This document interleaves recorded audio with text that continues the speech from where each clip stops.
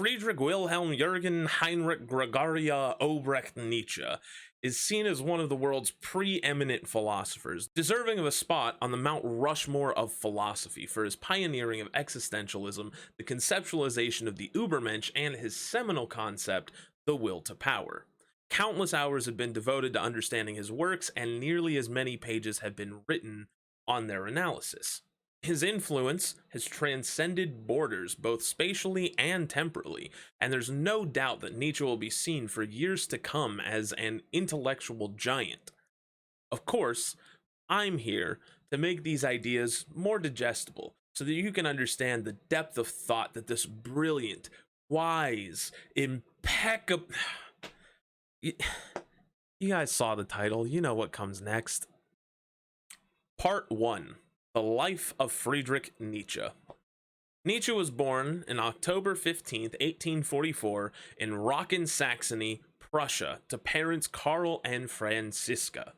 He was the oldest of 3 siblings, including his sister Elizabeth and brother Ludwig. His father Karl was a well-respected Lutheran pastor, but when Nietzsche was only 5, his father died of a brain disorder. 6 months later, his little brother died as well. With the passing of his father, Nietzsche's family moved in with his grandmother in Naumburg.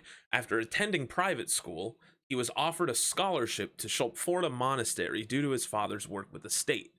There he became at least moderately fluent in Greek, Latin, Hebrew, and French, which would lead him to the University of Bonn in the study of theology and philology?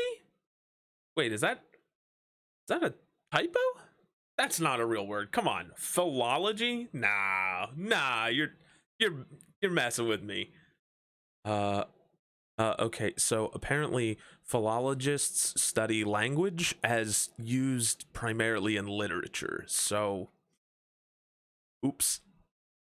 He then followed a professor of philology to the University of Leipzig, where he discovered the works of Arthur Schopenhauer, met Richard Wagner, who he would obsess about, and the OG Franz Liszt.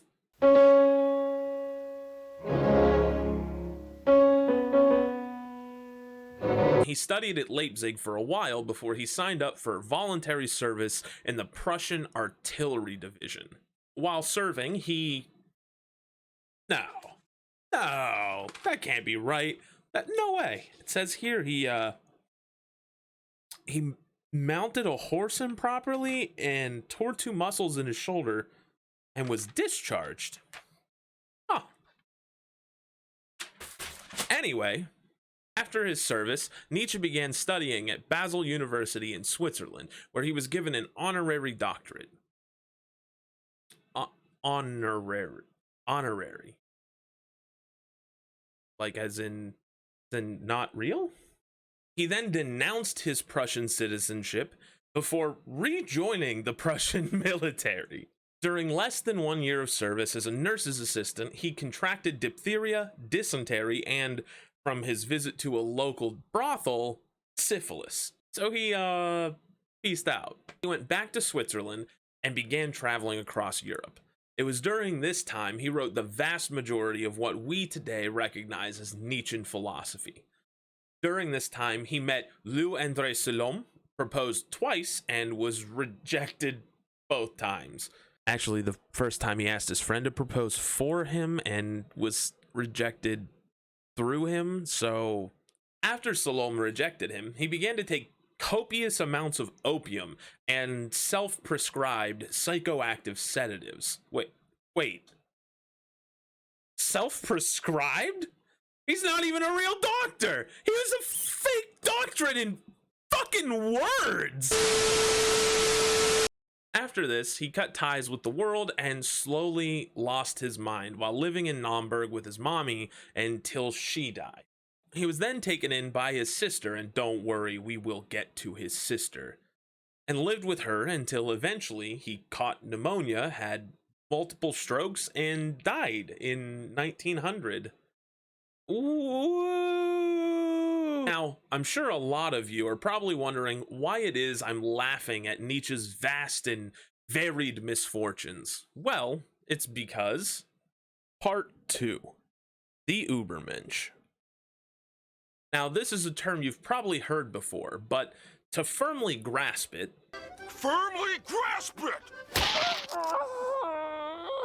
we're going to have to lay down some groundwork.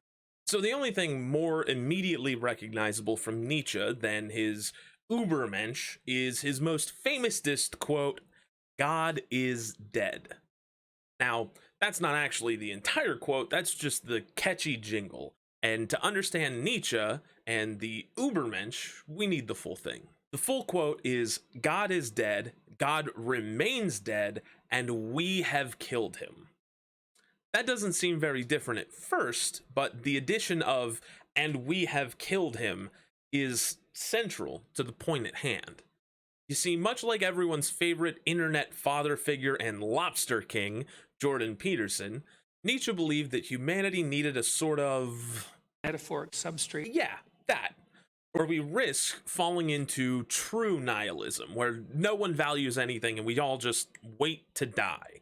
And that, metaphoric substrate. Thanks.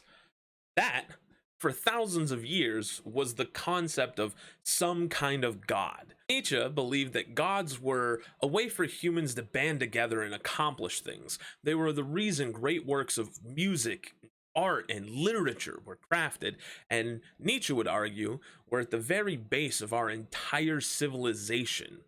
But what happens if the base for an entire civilization disappears? This is what Nietzsche saw as the inevitable outcome of scientific advancement. He thought that God was filling a series of ever-closing gaps, and as atheism spread, so would nihilism. So he thought that humanity needed a new metaphoric substrate. Enter the Übermensch. The Übermensch, or Superman, or Overman, depending on your translation, was Nietzsche's idea of the final stage of human evolution. Now, this isn't some comic book character type of evolution where we move at hypersonic speeds or shoot a bow real good. I mean, come on, who are we kidding? That's not a power. Anyway, it's a psychological and moral evolution that is primary to the Übermensch. So, what are these evolutions in morals and psychology? What does the peak of human abilities look like? Well, it says here that he's a manly, ignorant incel that hates feminism, democracy, and race mixing. Huh.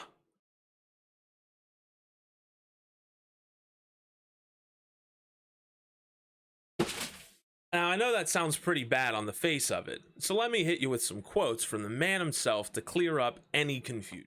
First, manly. "I am pleased to hear that our sun is caught in a rapid movement towards the constellation Hercules, and I hope that men on this earth act like the sun with this respect." Ignorant.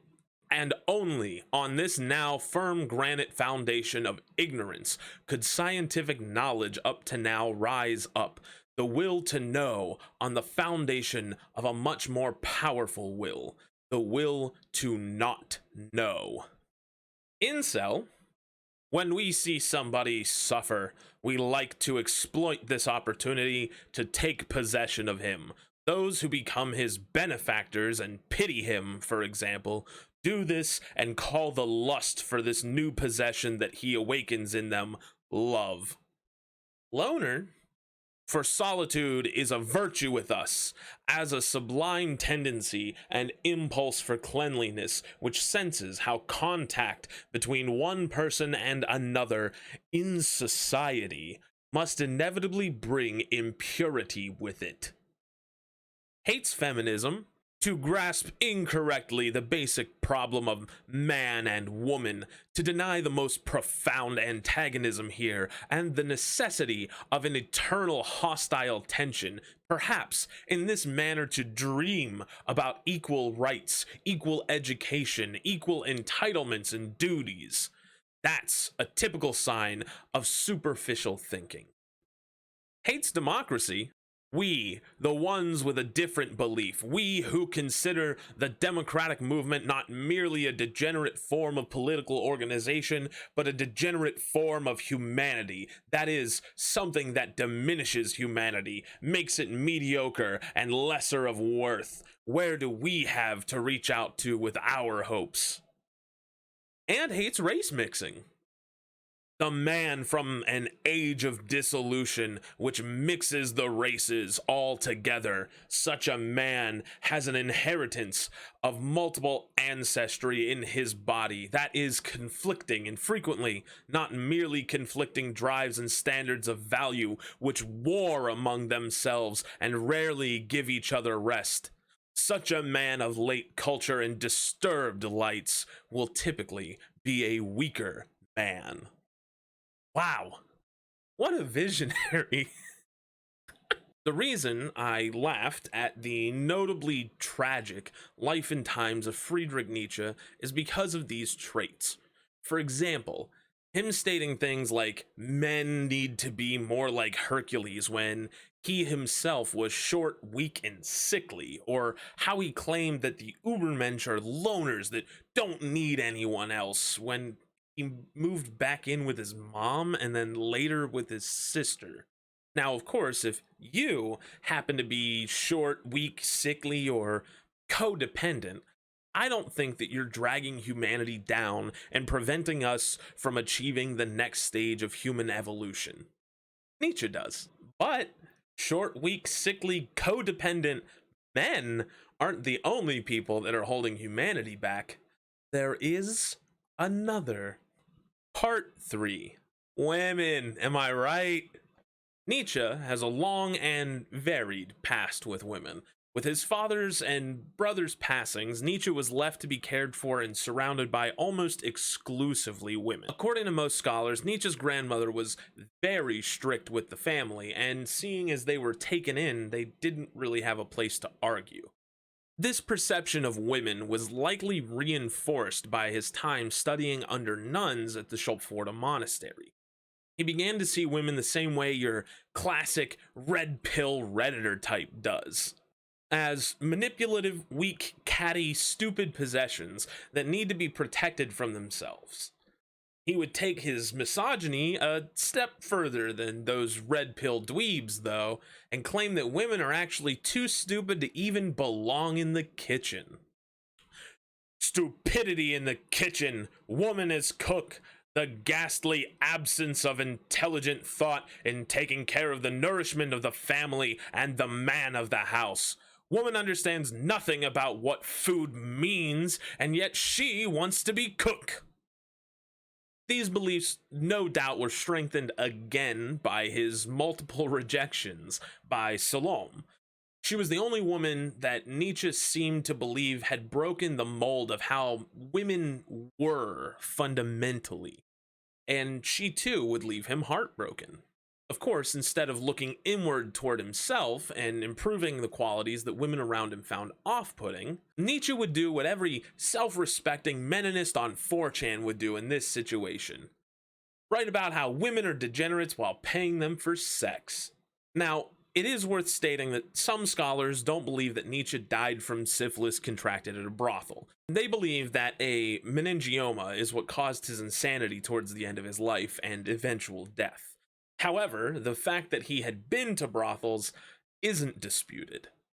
I would also be remiss if I didn't mention Joachim Kohler's Zarathustra's Secrets, a retelling of Nietzsche's life as if he were secretly gay. While Kohler's piece is well written, most scholars seem to disagree with the central claim of a closeted Nietzsche.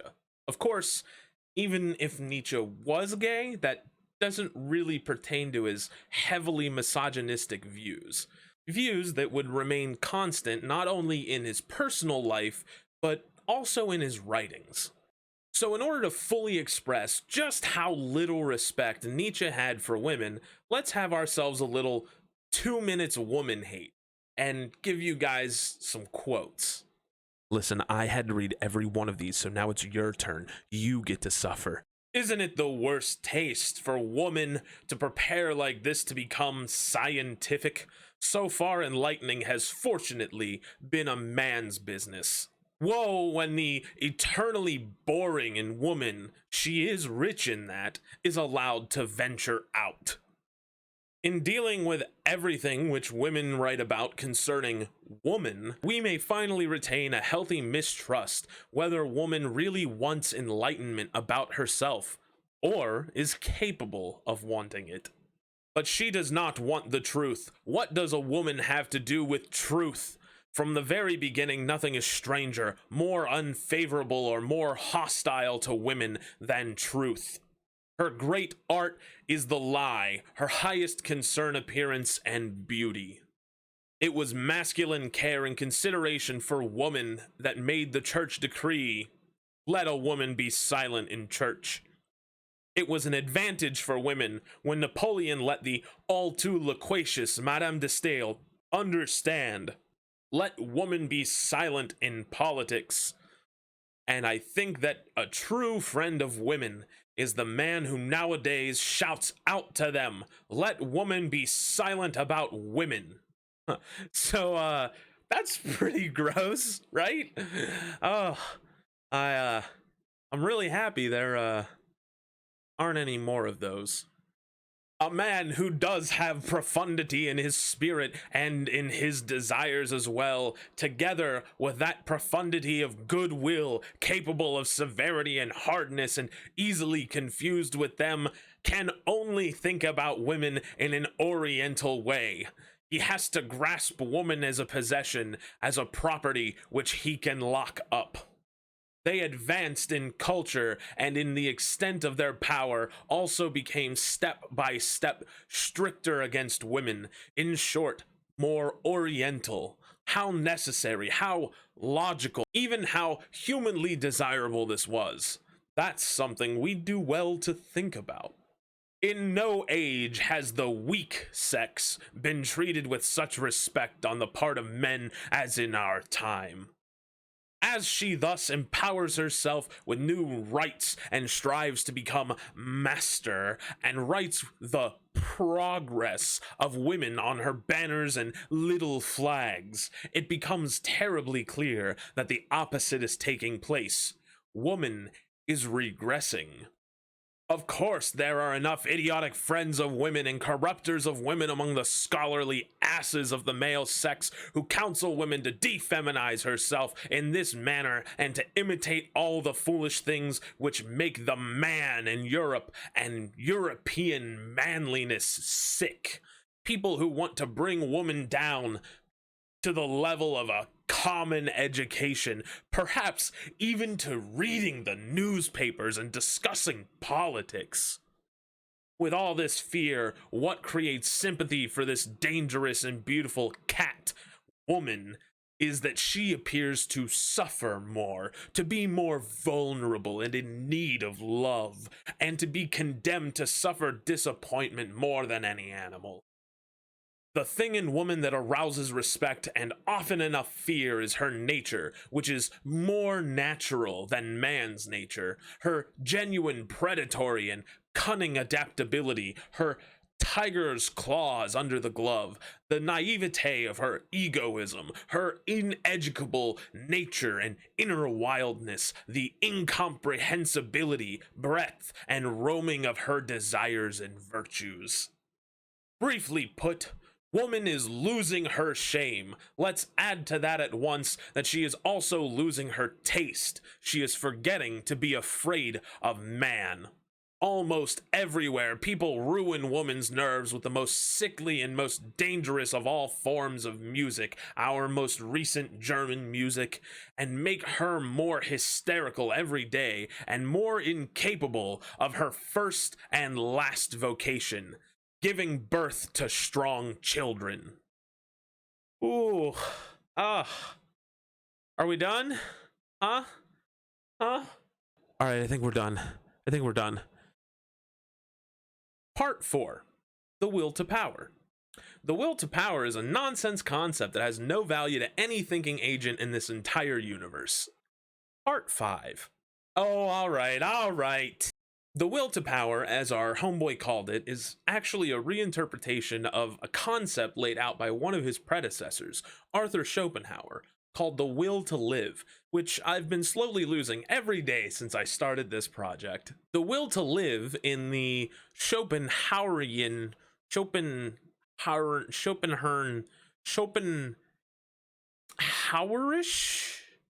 The way Schopenhauer meant it is another reinterpretation of Immanuel Kant's metaphysics. And I'm not going to give a thesis on Kant's ideas of metaphysics in the middle of a video on Nietzsche, but a shotgun version should work for our purposes. Kant thought that the world that we exist in is actually two separate worlds. The first being the world as we experience. Time, space, causality. These are all experiences that we have, and because they're experiences, they can only exist through our own personal filter. The second world is what Kant called things in themselves. These are things that exist without our perception and are what we are interpreting when we have experiences. They're what we could call the real world. Schopenhauer thought the idea of things in themselves was a reasonable concept, but with at least one fatal flaw. If causality is an experience and experiences don't actually exist, how can a thing in itself cause us to experience anything? If our perceptions are based on those things in themselves, those things in themselves would then be causing our perceptions, even though causality is a perception and therefore doesn't actually exist. So instead of beating his own head viciously into a wall, Schopenhauer proposed a solution: the will. He thought that there was only one thing that a person could say is real, and that's their own body. He said that by focusing inward, we find at our core an unconscious force that is always striving. That unconscious force is the will, and he noticed that every living being that has a body seems to strive for nourishment and propagation. This is what categorized Schopenhauer's will to live. He believed that the will is the thing in itself, and that our bodies are a physical manifestation of it, which is why all living things have this unconscious striving. Schopenhauer actually took it a step further, claiming that all objects were actually a representation of this underlying will. The will to live, for Schopenhauer at least, is the most fundamental thing in existence. So, after hearing such interesting concepts be proposed by Kant and then expanded on by Schopenhauer, surely this new refinement of the will must be an even more foundational peek behind the curtain of our very existence. Well, no. Now, earlier when I said that the will to power is a nonsense concept, I wasn't really being facetious. The will to live is a well-constructed concept. It's meaningful, distinct, and applicable. And I think those are pretty reasonable qualities to expect from any conceptualization. And yet, the will to power has none of those. In fact, it's hard to even define what Nietzsche meant by will to power. Don't believe me? Go check the internet. There is an abundance of philosophically minded individuals twisting themselves into knots, trying to decipher how to correctly map this idea out. And each of them have a different concept of what Nietzsche actually meant. And for good reason, because the source material is lacking in both quality and quantity. For example, in Beyond Good and Evil, which was the book I studied closest in prep for this, and the book that has the most references to the will to power out of Nietzsche's entire catalog, he mentions the will to power in roughly the same amount of aphorisms that he spends talking about how awful women are. See previous section. With it appearing in a whopping 11 out of 295 aphorisms. Now, I don't know about you, but if I had uncovered an underlying truth of reality, I would probably spend more than 3.5% of my book explaining it. Enough build-up, let's just try and dissect it. So we'll begin with meaningful as a criteria.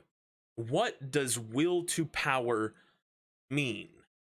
Well, when diving into any theory, you should know whether it's strictly physical or metaphysical. So we know Schopenhauer's will to live is a metaphysical principle because it was contrasted with Darwin's physical theory of evolution by means of natural selection. So, is the will to power physical or metaphysical? Well, both. Or neither. Who knows? Nietzsche certainly didn't seem to, because he described it as both a physical and metaphysical principle. He seemed to slowly warm up to the idea of it being metaphysical over time, but with such little material, we can barely say one way or the other. So, the will to power can't even get off the ground as a meaningful concept, because it trips over the very first hurdle. Okay, so is it distinct? By distinct, I mean, can we distinguish it from other physical and metaphysical theories or phenomena?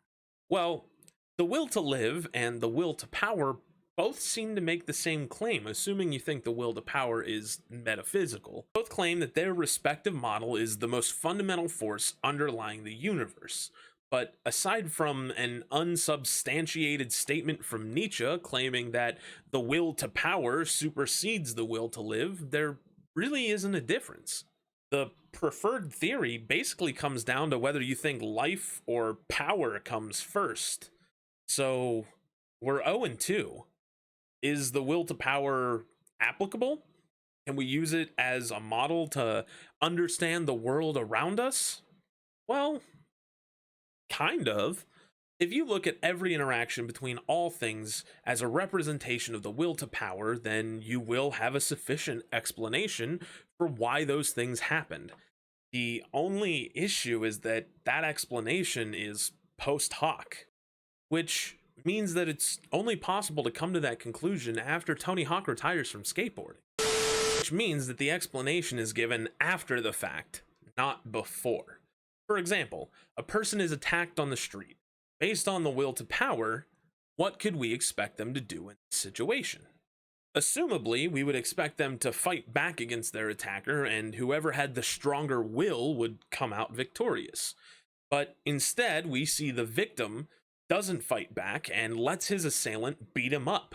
Now, if we use the will to power to make the prediction we made ahead of time, then the will to power would be pretty reasonably disproven. But not so fast, says Nietzsche. The reason the man allowed himself to be beaten up is an expression of his will to remain a pacifist, and his will to remain a pacifist is an expression of his power over himself. Therefore, his getting beaten up is will to power. And you could do this if he fought back, or if he ran away, or if he had Scotty beam him up when things got dicey. No matter what the outcome of a situation, it will always prove will to power. So, from our criteria, generously, will to power gets a 0.5 out of 3? Of course, some of you are already screaming at the top of your lungs at your screen right now. Who cares what some charmingly handsome man on the internet thinks of Nietzsche's morality? Why should we care about your criteria? Well, thank you for that. And easy answer is you shouldn't. I'm just some dude on the internet. You don't have to respect my ideas. I'm not a preeminent philosopher that studied philology at the University of Basel. But you know who is? That's right. We don't have to use my criteria. Let's use Nietzsche's. In Beyond Good and Evil, Nietzsche describes what he calls genuine philosophy. And so, for example, that genuine philosophical association of a bold, exuberant spirituality which speeds along presto with a dialectical strictness and necessity which takes no false steps. So, philosophy should be bold, rapid, have dialectical strictness and necessity, and take no false steps. Now, the will to power is definitely bold, claiming that Schopenhauer was wrong and then essentially reproposing one of his theories with a new title is, at the very least, bold. Is this philosophy speeding along with presto? Well, the person that philosophized it didn't even finish philosophizing it, so does it have dialectical strictness and necessity? Well, dialectics is a way to understand a concept by contrasting it with its opposite. The will to power doesn't really engage with dialectics much, so no? Does Nietzsche take any false steps with the will to power? Well, it depends on how you define false steps. If having no discernible meaning is equivalent to taking no steps, then I guess that doesn't count as a false step. But if you consider an idea that is gibberish equal to an idea that is false, then it would count as a false step. So let's go halfsies and give the will to power, according to Nietzsche's own criteria, a 1.5 out of 4. With all that, I think it's fair to say the will to power is bare minimum, poorly communicated, and with the man himself no longer being around to illuminate us, we probably shouldn't hold it too close to heart. So, part 5. Why does this matter? Now, you might be thinking, Neil, buddy, pal, friend, guy, let's say I buy your assumptions and interpretations whole cloth. Why does any of this esoteric nonsense matter? Well, first off, I'm not your guy, buddy. But more importantly, philosophy, and by extension philosophers, have a big impact on the world around us. Sure, it might not seem like the works of Nietzsche or Schopenhauer or Vermin Supreme have any effect on your day-to-day life, but they do. They influence everyone from the bagger at the grocery store to your local inheritance billionaire to Adolf Hitler. In fact, Nietzsche personally inspired Hitler and the Nazi Party. And to all you Nietzsche historians out there, this isn't a bit where I say Nietzsche inspired the Nazis, Elizabeth Nietzsche. I do actually mean the man of the hour, Friedrich Nietzsche. Allow me to explain for everyone. According to most contemporary scholars, when Hitler claimed to be inspired by Nietzsche, he was actually inspired by a book that was published posthumously, or after the death of the author, for all non-philologists out there. This book, titled The Will to Power, was actually arranged by Nietzsche's sister, Elizabeth. See, while Freddie was globetrotting, Elizabeth married a Nazi and tried to start a Nazi-based commune in Paraguay. Wow, that sure was a sentence. When she returned to Europe, she found her brother in poor health and barely cognizant.